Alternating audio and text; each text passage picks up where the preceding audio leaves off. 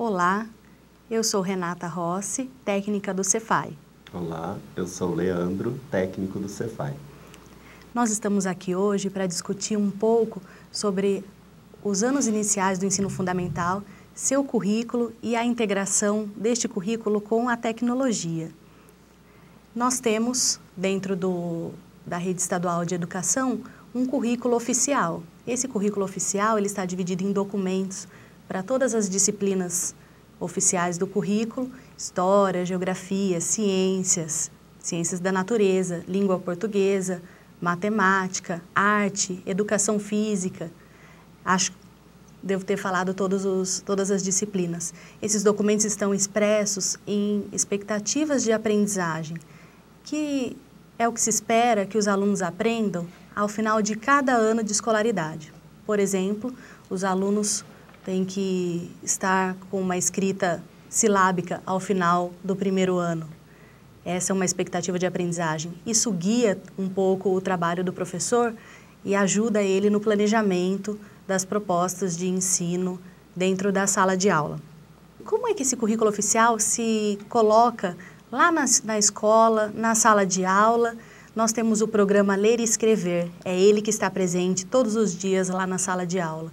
Esse programa, ele é uma política pública do Estado de São Paulo e tem como meta principal alfabetizar todos os alunos ao final dos 7 anos.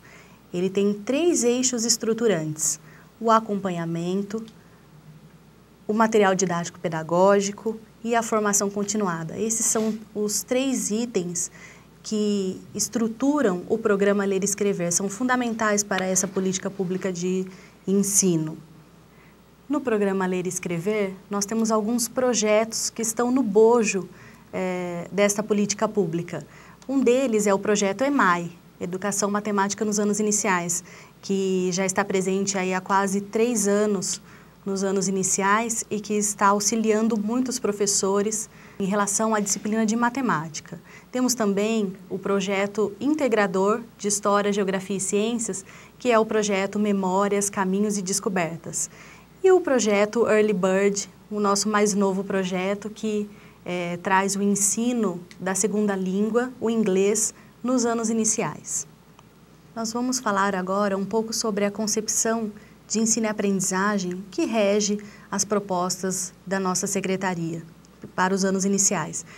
A nossa proposta, a nossa concepção é uma concepção construtivista de ensino e aprendizagem calcada numa metodologia de ensino e aprendizagem para a resolução de problemas. As propostas e os nossos materiais didáticos estão todos colocados dentro dessa concepção, dessa metodologia de ensino. E tem algumas características importantes. Vamos dar uma olhada nessas características. As propostas de situações didáticas, elas visam sempre mobilizar, primeiramente, os conhecimentos prévios dos alunos. Isso é muito importante, o que os alunos já sabem a respeito daquilo. O professor tem que conhecer o que os alunos já sabem a respeito daquele objeto de conhecimento que vai ser tratado. Ela tem que se constituir em um desafio possível. O professor precisa conhecer novamente o que o aluno já sabe para ele medir um desafio possível, para ele colocar um desafio possível nas propostas. Muitas vezes os alunos não se interessam por propostas porque o professor coloca alguma coisa muito difícil para eles fazerem, ou também muito aquém daquilo que eles já sabem, então fica muito fácil.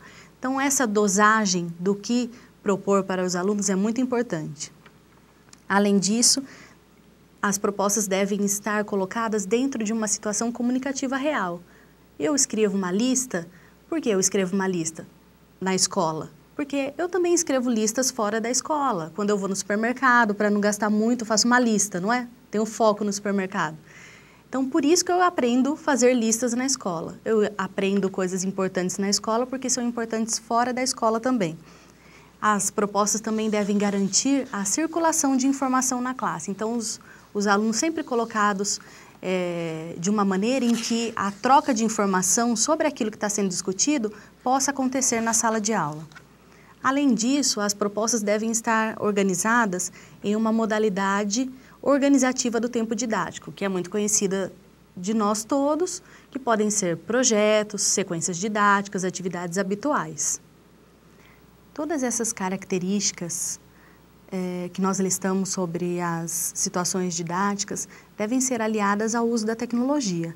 Nós estamos inseridos em uma sociedade multiletrada e os multiletramentos também devem estar presentes na sala de aula. Por exemplo, no currículo de História, Geografia, Ciências da Natureza, que nós temos a presença de textos multissemióticos como mapas, infográficos, e também quando eu for fazer pesquisa com os alunos, quando eu for fazer roda de jornal, na leitura de um jornal, hoje nós sabemos que quando nós fazemos a leitura de um jornal no papel, nós temos a presença de infográficos, etc. Mas e como é que se dá a leitura de um jornal em um tablet, no computador? Quando eu tenho a presença de um infográfico, por exemplo, a gente sabe que nessa leitura eu posso achar interessante algum tópico, clicar naquele tópico e ele vai me levar para outro texto, que pode me levar para outro texto. Então, essa experiência é muito importante que aconteça na sala de aula também. A tecnologia tem que estar aliada a esse tipo de leitura, às pesquisas que acontecem na sala de aula.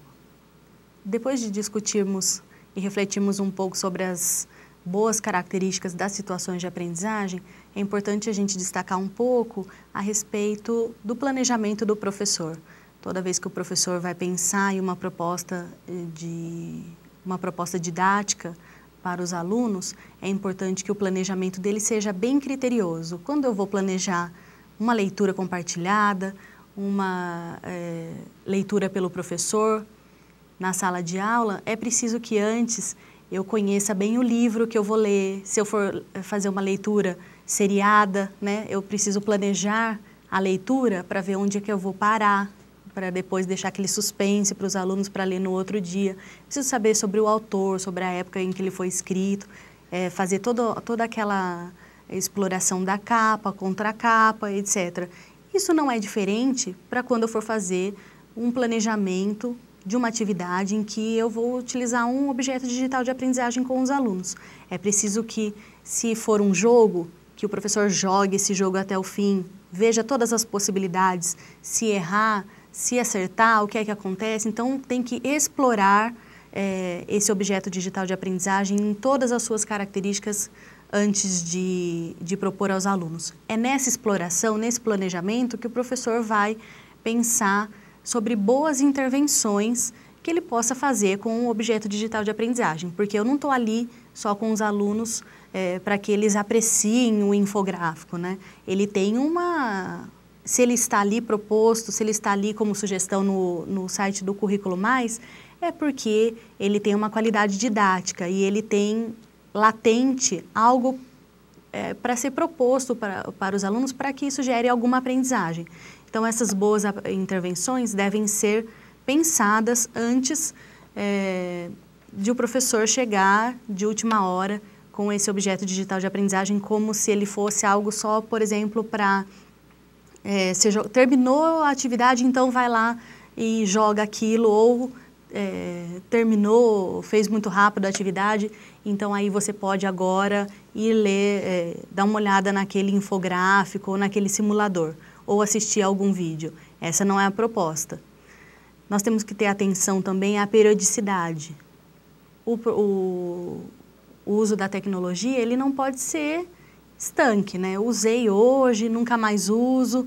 Eu tenho que pensar na periodicidade dessas propostas. Da pertinência curricular, nós temos, como a gente já falou, o programa Ler e Escrever, o projeto EMAI, o projeto Early Bird.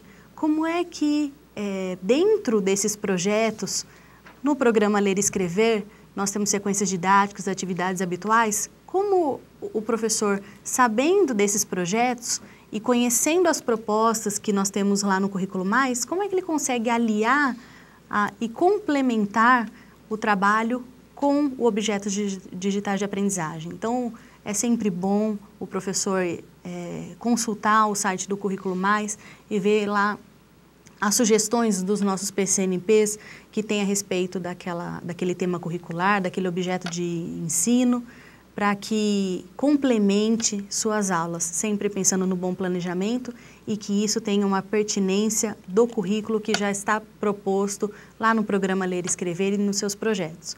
O Leandro vai falar com vocês agora um pouco a respeito de alguns objetos de aprendizagem que nós pescamos lá no Currículo Mais, de algumas disciplinas, para vocês verem como nós temos propostas interessantes lá à disposição para serem utilizadas na sala de aula.